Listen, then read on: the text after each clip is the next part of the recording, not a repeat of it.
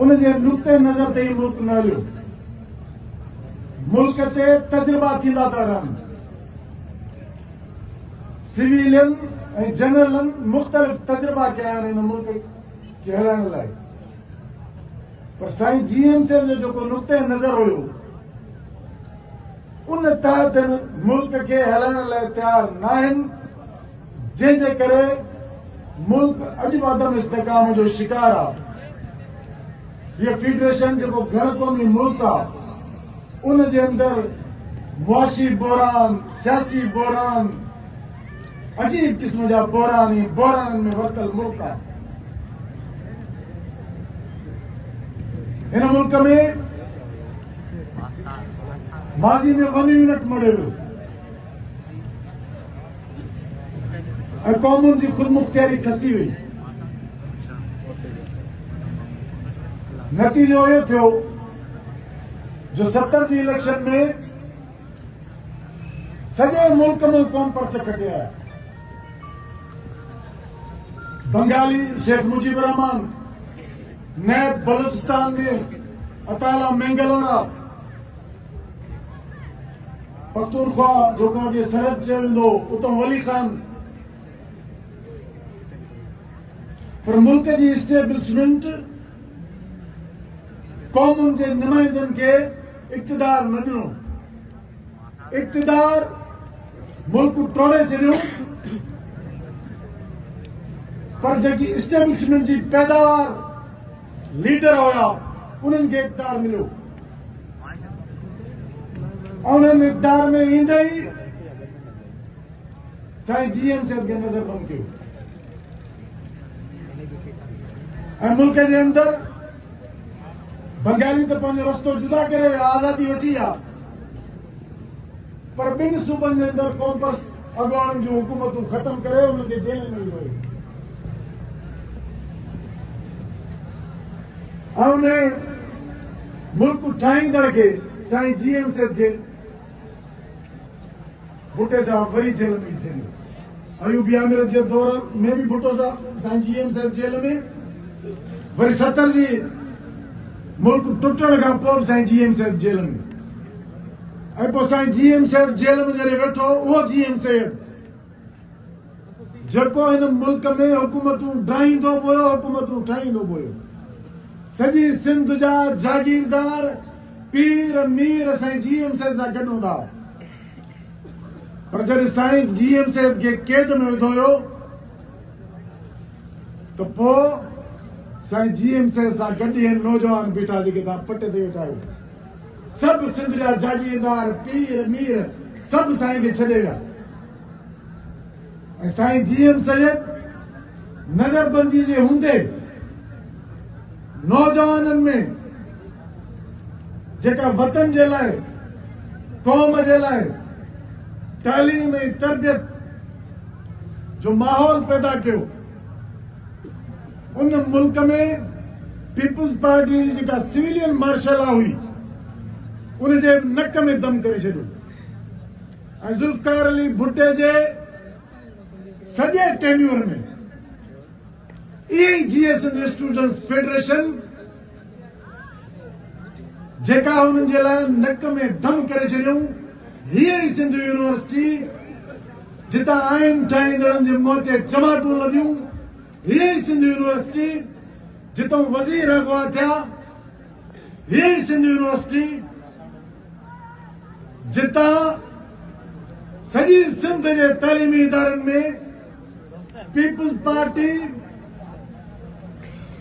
Sindh Peoples Student Federation जी जेकी उनजी ज़ैली तंज़ीम हुई उनखे सॼी सिंध जे तालीमी इदारनि जे अंदरि GS फेडरेशन शिकस्त ॾिनी ऐं उन खां पोइ पीपुल्स पार्टी शागिर्द सियासत ते बंदिश ॾिनी छॾी। हिननि तालीमी इदारनि जे अंदरि उन वक़्तु जेको रिश्वत हथियार कल्चर इदारनि जी तबाही जो उन्हनि बुनियाद विधो,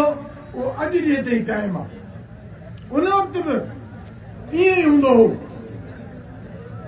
त सपाफ जे शागिर्दनि खे हथियार ॾेई चयो हूंदो त वञी फ़िक्र GM जे पैरोकारनि खे हथियारनि जे ज़ोर ते ख़ामोश करायो। हुननि खे परमिटूं ॾिनियूं वेंदियूं, हुननि खे नौकरियूं ॾिनियूं वेंदियूं, पर वतन सां मोहबत कंदड़ GMC जे पैरोकारनि हुननि जा बंदूकूं, पैसा, हुननि जा बूट, हुननि जूं कंचूं लाहे चलाए छॾियूं ऐं भॻाए लाहिया।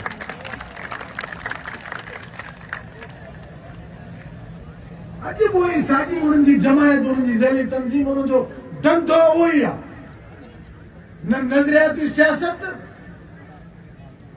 न तालीम, न तरबियत, तबाही तबाही तबाही तबाही। उन करे उन्हनि जे इन अमल जे करे सॼी सिंध जे अंदरि पोइ तव्हां ॾिठो त जेको ज़ुल्फ़िकार अली भुट्टे कि जिन इक़्तिदार में आंदो वरी उन्हनि ई फांसी ॾिनी हुनखे। वरी हुन खां पोइ जनरल ज़िया जी आमिरत,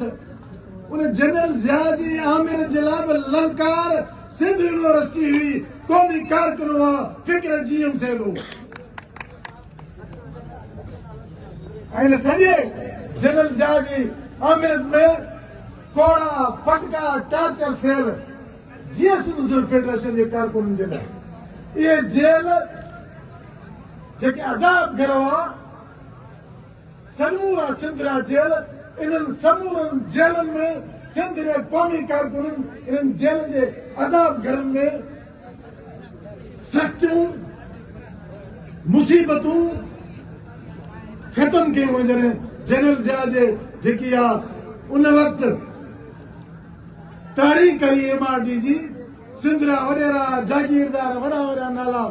ये सभु जेलनि में आया। इन्हनि जूं मुलाक़ातूं असांजे नालनि ते थींदियूं। ॿाहिरां जेके वॾेरनि जागीरदारनि जा मुलाक़ात ईंदा,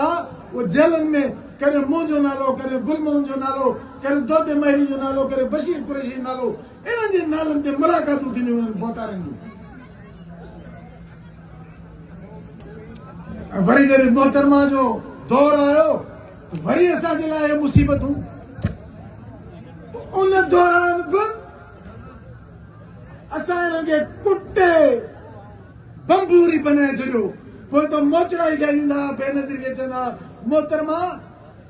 असां शहीद कोन थिया आहियूं पर गाज़ी थी आया आहियूं। GS वारनि पातराणीअ सां टोड़ायो, पर असां उनखे पातर सर्व न करण ॾियासीं। बाबा हिननि इदारनि जे अंदरि या बदमाशी छॾियो, हथियार कल्चर ख़तम कयो। छाकाणि त असांखे न को नौकिरी जी लालच, न को परमनेंटी जी लालच,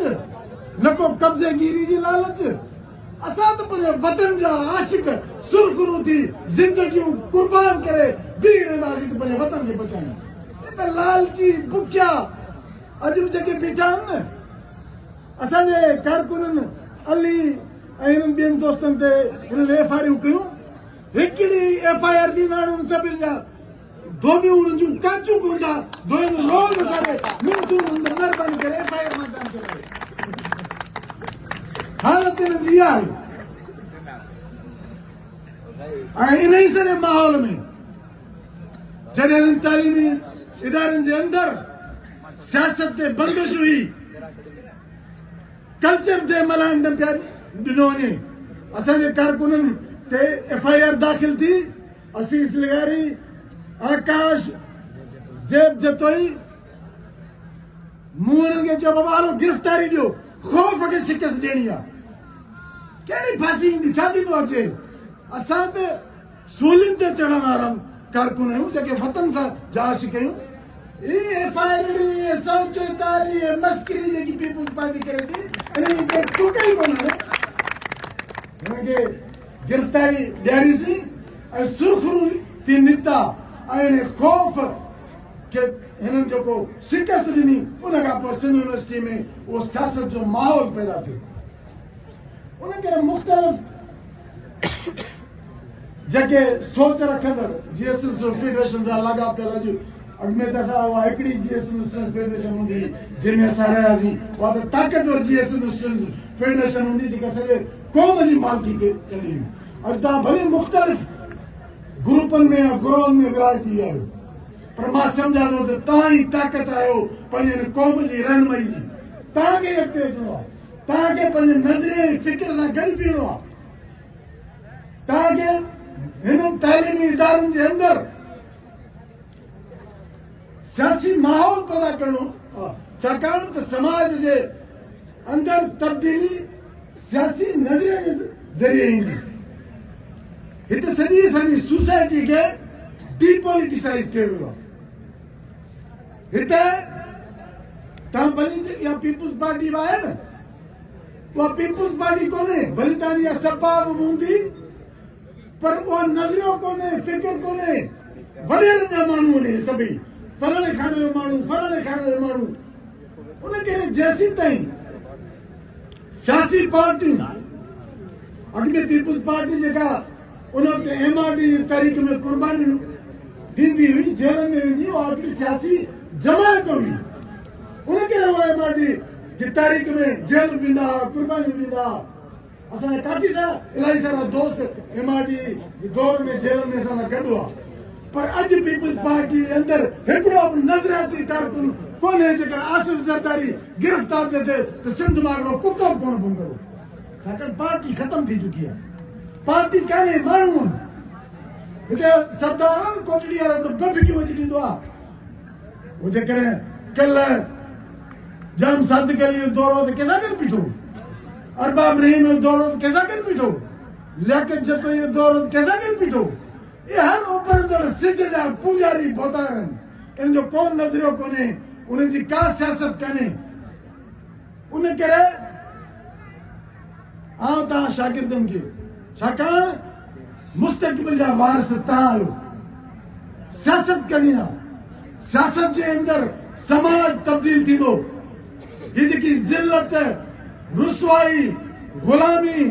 जेको असांखे हिन बंधननि में ॿधियो वियो आहे ये बंधन टोड़े क़ौम जी रहनुमाई लाइ तव्हां नौजवाननि खे अॻिते अचणो पवंदो इन खां सवाइ ॿियो को रस्तो कोन्हे पीपुल्स पार्टी जी बदतरीन हुकुमरानी जेका 18 सालनि जे अंदरि सॼो समाज डीपॉलिटिसाइज थी वियो आहे सियासत ते बंदिश आहे अमली तौर ते तव्हां ॾिसो पिया त तालीमी इदारनि जे अंदरि की आउट थी वञे रातो रात हारी जो ॿार पुरत जो ॿार वीचारो किथां पढ़ी सघंदो पब्लिक सर्विस कमीशन जे अंदरि पैसनि ते नौकरियूं डिग्रियूं वठण खां पोइ तव्हां सभु या त वञी वॾेरे जी ख़ुशामद कयो या ॿनीअ जा ॿ ॿार खपाए नौकिरी वठो माना हालत ही आहे जो मुस्तक़बिल में मूंखे सिंध जे अंदरि को बेहतरीन डॉक्टर को बेहतरीन आलम को स्कॉलर को एग्रीकल्चरिस्ट को माहौलियात जो माण्हू माना सॼी तव्हांजो जेको सोसाइटी आहे उनजे अंदरि को अहिड़ो माण्हू मूंखे नज़र कोन थो अचे जो तव्हां पढ़ी मेरिट ते जेको अची वई आहे तव्हां को पाणीअ जो माहिर हुजे को जंगलात जो माहिर हुजे को फॉरेस्ट जो को कुझु बि आहे तबाही तबाही तव्हां सोचणो आहे त हिन तबाही में मरी ख़तम थियणो आहे ज़िलत जी ज़िंदगी गुज़ारणी आहे या इज़त ऐं यादि पैसा अॻिते वधी कंध मथे करे जीअणो आहे ऐं क़ौम जी रहनुमाई करणो आहे फ़ैसिलो तव्हांखे करणो आहे करणो चाहे हे जेके चपड़ कटू सरदार टके जा जेको हिकिड़ो मेजर थो फोन कराइनि या SP थो फोन कराइनि उन खे ॿाहूं ॿधी बीठा आहिनि अॼु बि को मेजर या जनरल चवंदो त मूंखे पक्का त हिकिड़ो बि सिंधु सरदार पीपुल्स पार्टी सां गॾु न हूंदो हे सभु समूरा सरदार ॿाहिरि हूंदा हाणे तव्हां नौजवाननि खे फ़ैसिलो करणो आहे त सिंध जी मालिकी केरु कंदो को फिक्र को नज़रियो का ईमानदारी वारी किरदार वारी लीडरशिप एॾो तबाह कयो वियो आहे जो वोट पैसनि ते नौकरी पैसनि ते तालीमी इदारनि जे अंदरि दाख़िला पैसनि ते को लुटिजी वञे फुरिजी वञे मारिजी वञे फरियाद दाख़िल करण लाइ पैसनि ते अस्पताल में दवा जे लाइ पैसनि ते मूंखे ॿुधायो त हिन माहौल में कहिड़ो ईमानदार माण्हू असेंबली में अची क़ौम जी रहनुमाई कंदो कंट्रोल डेमोक्रेसी तव्हां ॾिठो त हिन इक़्तिदार जे ख़ातिर दरिया खपाए छॾियो हुयो हणा ज़ैन शाह सभु सिंधी जी क़ौमी तहरीक वकील सभिनी गॾिजी वठो था करे दरिया पहुचाईसीं वरी से हाणे इन आइन जा ख़ालिक जेतोणीक अमीर ॿुधायो जीअं त आइन सां असांजा इलाही इख़्तिलाफ़ असां चाहियूं था त हिन मुल्क जे अंदरि क़ौमुनि खे ख़ुदि मुख़्तियारी ॾियण वारो आइन हुजे नई आइन साज़ असेंबली हुजे पर बाबा इहो ई आइन जेको चए थो त गनी इमाम खे गिरफ़्तार न कयो उनखे कम बेगुम न कयो जेको आइन चए थो त मारन बलोच खे बेगुनाह गिरफ़्तार न कयो जेको आइन चए थो त इमरान खान खे बेगुनाह छो जेल में विधो त इहो आइन सरोज नुहाणी कम गुमा सिंधरा सभई कारकुन गुमन पंजाब मां सियासी कारकुन गुमन बलोचिस्तान मां गुमन केपीकी मां गुमन यही 73 जो आइन भला कौन अंधी मंडी पाण के तहफ़ुज़ तो ॾिए थो न सही में वाणी 26 तरमीम 27 तरमीम तो पुलिस ऐं फौजी इदारा कंहिंखे खणी गुम करे छॾीनि 2-2 साल पुछाणी कोन्हे अदालत में को पिटीशन दाख़िल न करे सघे अदालतूं कमज़ोर इंसानियत ख़त्म बाबा कहिड़े पासे पिया वठी वञूं असांखे उन करे ये असांजे मथां जेके मुसीबतूं मड़ियूं आयूं आहिनि इन्हनि मुसीबतुनि खे ख़त्म करण लाइ तव्हां नौजवाननि खे क़यादत करणी पवंदी तव्हांखे अॻिते अचिणो पवंदो तालीम ज़रूर वठणु घुरिजे असां तव्हांखे मुस्तक़बिल में सुठा ऑफिसर ॾिसणु चाहियूं था पर आइलत जे बुनियाद ते पैसा वठी नौकरियूं कंदो त सुभाणे पहिरें चवंदो त जेके पैसा ॾी नौकरी वरिती तूं पहिरियां पैसा कमाया माण्हुनि जी ख़िदमत न कंदो उन करे अचो त सिंध खे तब्दील कयूं अचो त हिन ज़िल्लत ऐं रुसवाई जे निज़ाम खे लताड़ी बनी बोर करे छॾियूं अचो त को नओं जहान जोड़ियूं अचो त दुनिया सां गॾु कंध मथे करे हली सघूं दुनिया किथे बीठी आहे दुनिया त परे जी ॻाल्हि आहे जॾहिं असां वञूं था अमेरिका ऐं लंडन में त उतां मोटी जॾहिं हिते अचूं था तो आसमान जे असां ज़मीन दोज़ आहियूं ज़मीन खां बि हेठि आहियूं बिजली कान्हे पाणी कोन्हे गैस कान्हे अस्पताल कोन्हे स्कूल कोन्हे इहे त थिया ॿिया असांजा सभु मामला इंसानी हक़ कोन्हनि इज़त कान्हे यार जानवर वांगुरु जीअण था चाहियो या इंसान वांगुरु जेकर बहितर इंसान वांगुरु जीअण चाहियो था तो पोइ इज़त सां जियो मुड़सीअ सां जियो क़ौमी हक़नि जी हासिला सां जियो कंध मथे खणी जियो हिन ग़ुलामी जूं ज़ंजीरूं तोड़े उछाए छॾियो उन करे तव्हांखे राति ॿुधण जो बि शौक़ु हूंदो यकीनन घणा मूंखे जेके नौजवान अॼु छाकाणि मूं जीअं ॻाल्हि कई न त समाज डीपॉलिटिसाइज़ थी वियो आहे असांजा हे जेके ख़ुतबा आहिनि ॿुधण खां बेज़ार थी विया आहियो चवंदा थींदो कुझु ई कोन अरे बाबा या मायूसी कुफर आहे थींदो इनकलाब ईंदो ज़िंदा उते कहिड़ा थींदा करण लाइ हिक खे अॻिते वधणो पवंदो कुर्बानी ॾियणी पवंदी न बाक़ी जेल बि कोन वेंदुसि